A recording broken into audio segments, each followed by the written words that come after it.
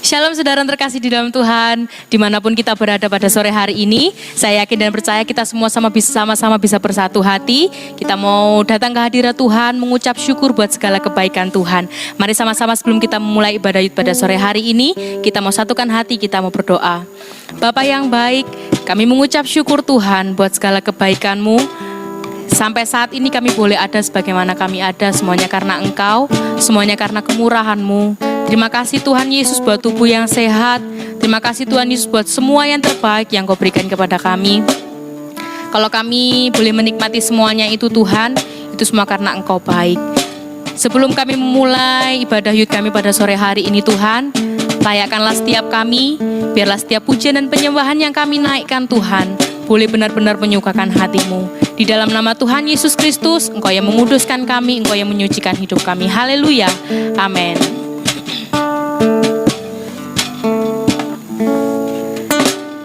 Kasih yang terindah, hati yang mulia, hanya ku temukan di dalam-Mu, Yesusku. Pujian dari hatiku selalu di setiap waktuku, tiada pernah berubah kasih-Mu. Karya terbesar dalam hidupku, pengorbanan-Mu yang selamatkanku. Engkaulah harta yang tak ternilai, yang ku miliki dan ku hargai. Yesus, Engkau ku kagumi. Mari lebih disungguh lagi kita mau angkat pujian ini kepada Tuhan. Katakan, kasih yang terindah,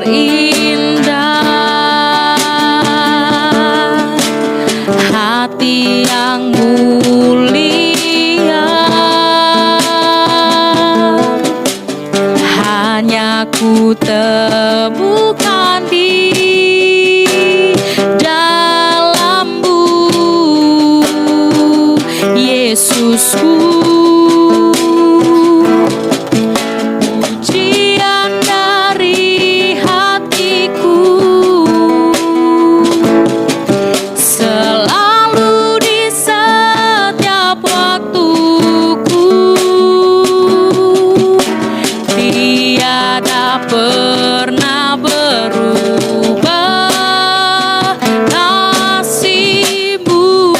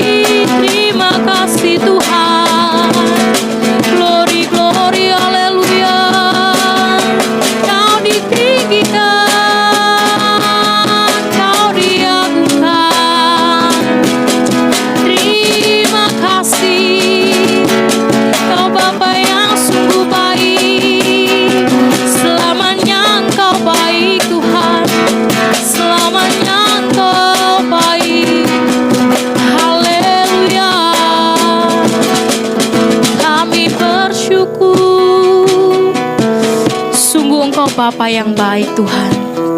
Sungguh Engkau Bapa yang baik.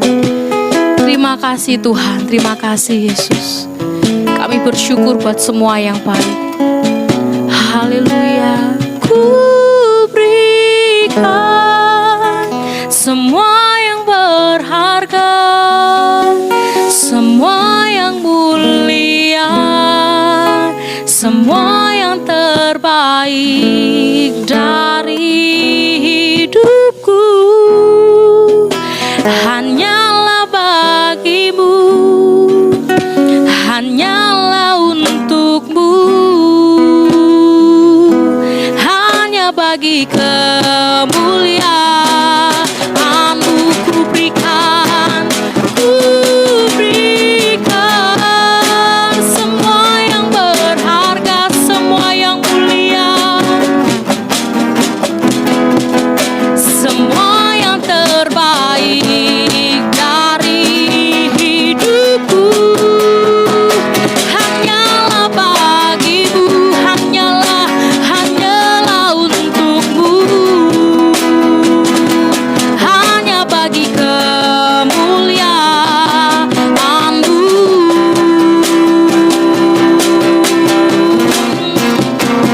Ku berikan semua yang berharga, semua yang mulia, semua yang terbaik dari hidupku hanyalah bagimu, hanyalah untukmu,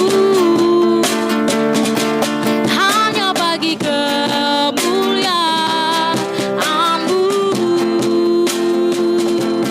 hanya bagi kemuliaanmu, hanya bagi kemuliaanmu.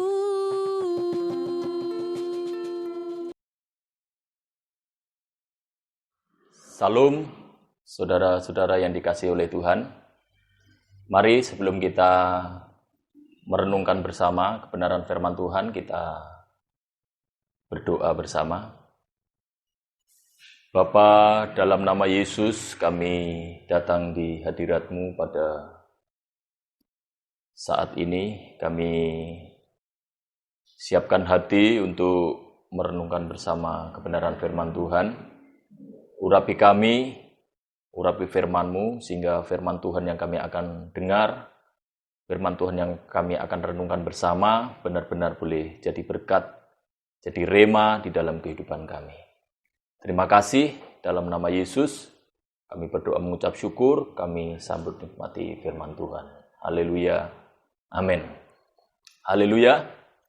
Bagaimana kabar saudara? Sehat semua? Puji Tuhan, kita sehat semua karena kebaikan Tuhan. Amin, saudara.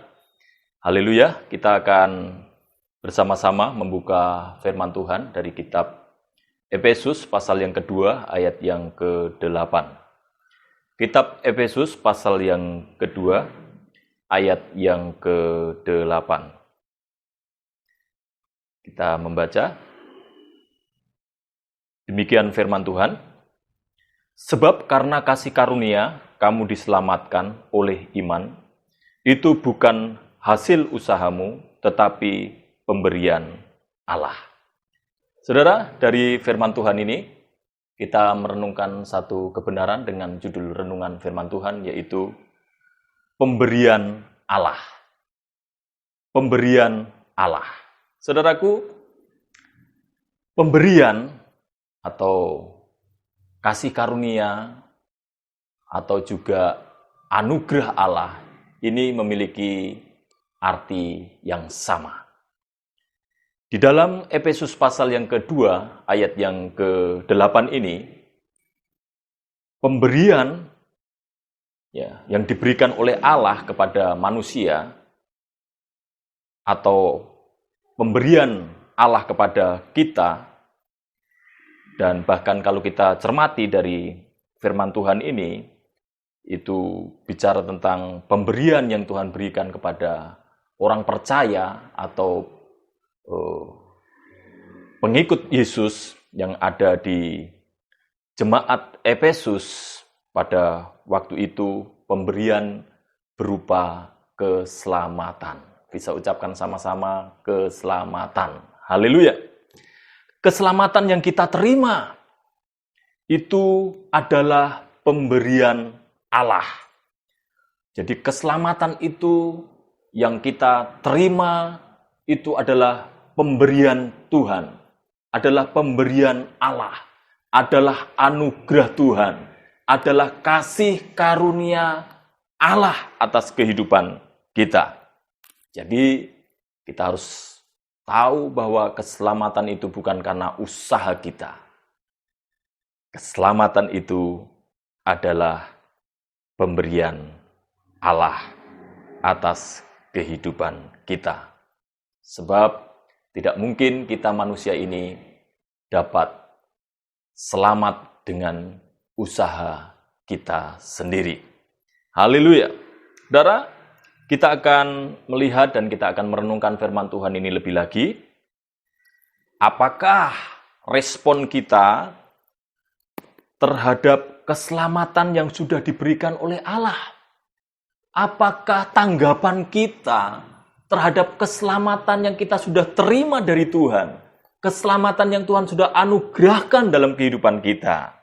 Maka kalau kita lihat di dalam kitab Efesus ini, kalau kita membaca dari ayat yang pertama sampai ayat yang ketiga, saya bacakan untuk saudara, judul perikopnya saja di sana, semuanya adalah kasih karunia.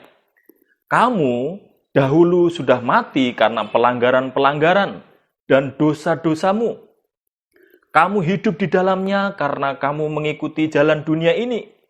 Karena kamu mentaati penguasa kerajaan angkasa, yaitu roh yang sekarang sedang bekerja di antara orang-orang durhaka.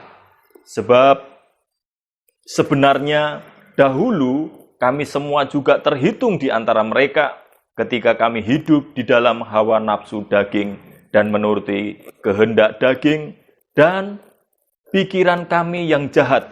Pada dasarnya kami adalah orang-orang yang harus dimurkai sama seperti mereka yang lain. Saudaraku, kalau kita cermati ayat demi ayat yang kita baca ini, ayat ini menunjukkan kepada kita bagaimana respon dari orang-orang Efesus, respon dari orang percaya yang ada di Efesus menanggapi keselamatan yang Tuhan sudah berikan dalam kehidupan mereka.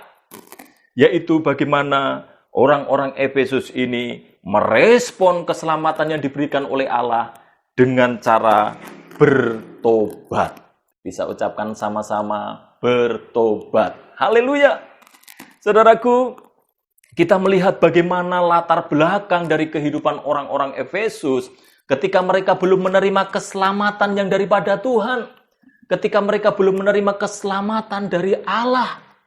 Mereka hidup dalam pelanggaran-pelanggaran dan dosa-dosanya. Saudara, kalau kita perhatikan di ayat yang pertama itu, bahwa mereka hidup dalam pelanggaran-pelanggaran dan dosa-dosa.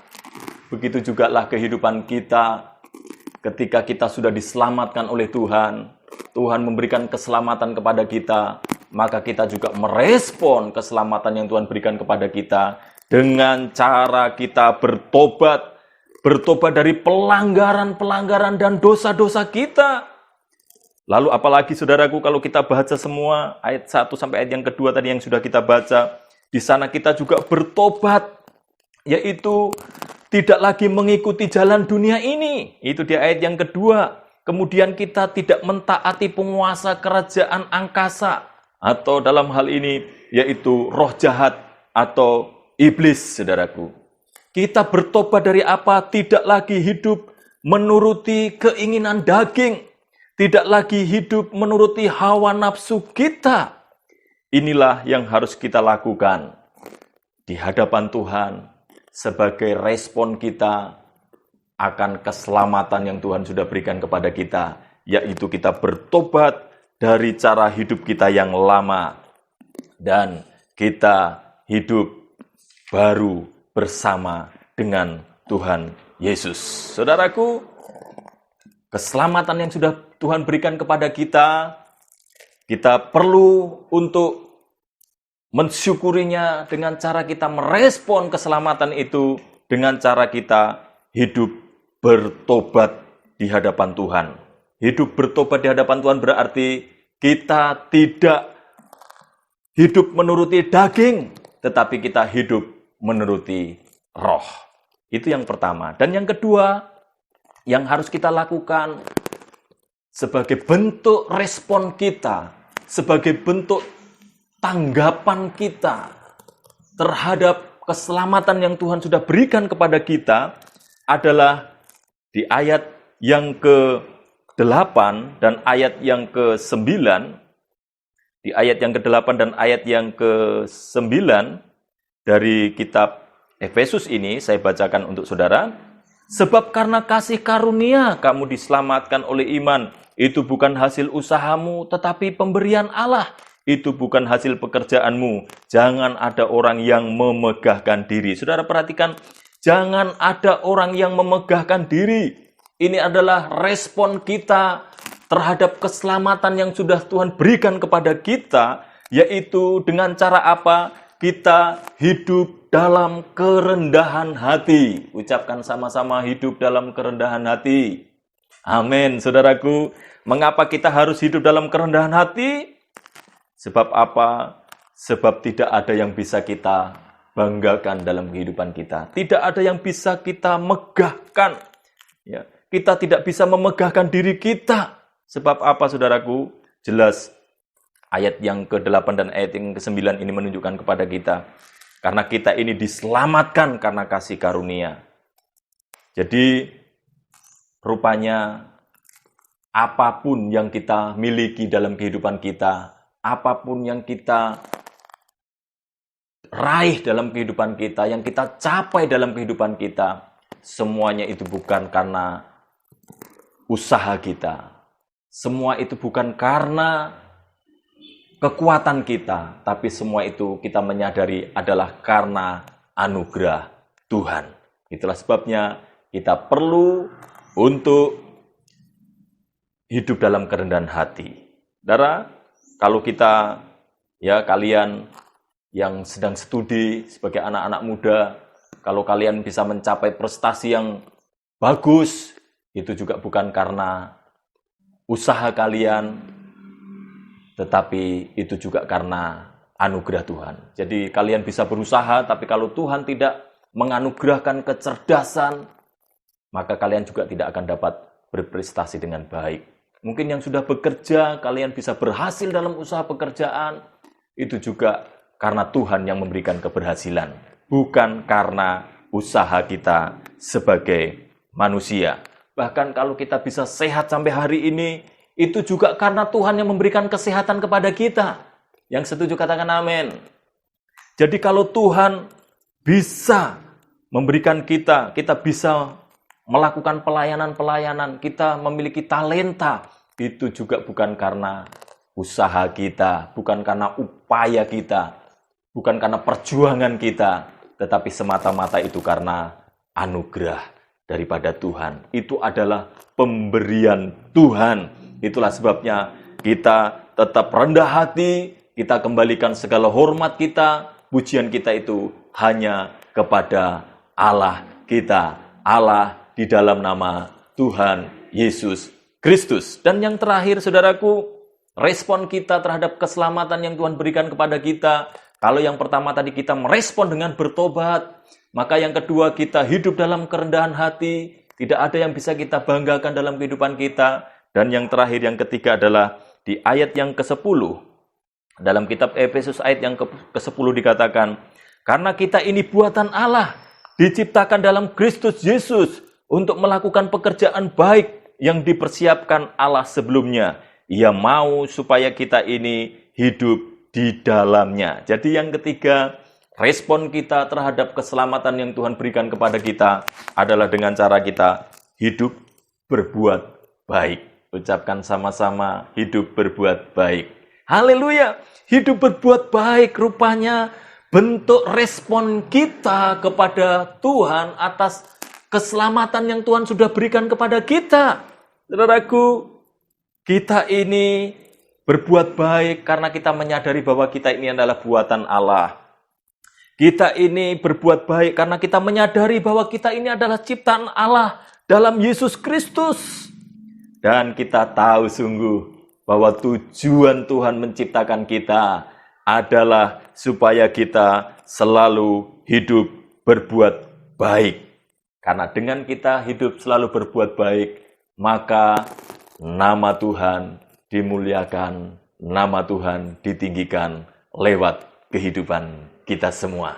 Karena orang dunia bisa mengenal Tuhan karena melalui perbuatan kita sebagai anak-anak Tuhan.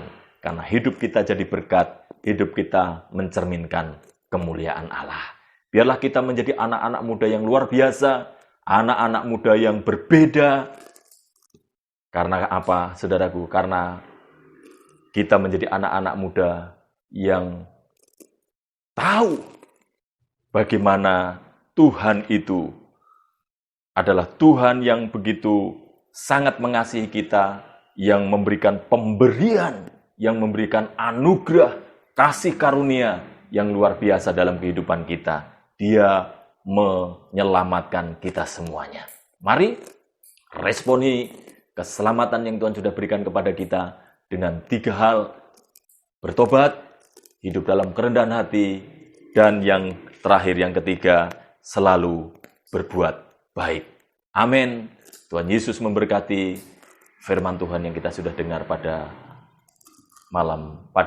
sore hari ini atau pada hari ini. Mari kita mengucap syukur untuk firman Tuhan. Mengucap syukur untuk firman yang sudah datang kepada kami. Biarlah firman-Mu ini termetai dalam hati kami boleh hidup dalam tuntunan firman Tuhan, dan hidup kami senantiasa mempermuliakan nama Tuhan. Di dalam nama Yesus, biarlah firman Tuhan ini jadi berkat dalam hidup kami. Haleluya. Amin. Mari sama-sama kita mengakhiri ibadah kita pada sore hari ini. Sebab kasih setiamu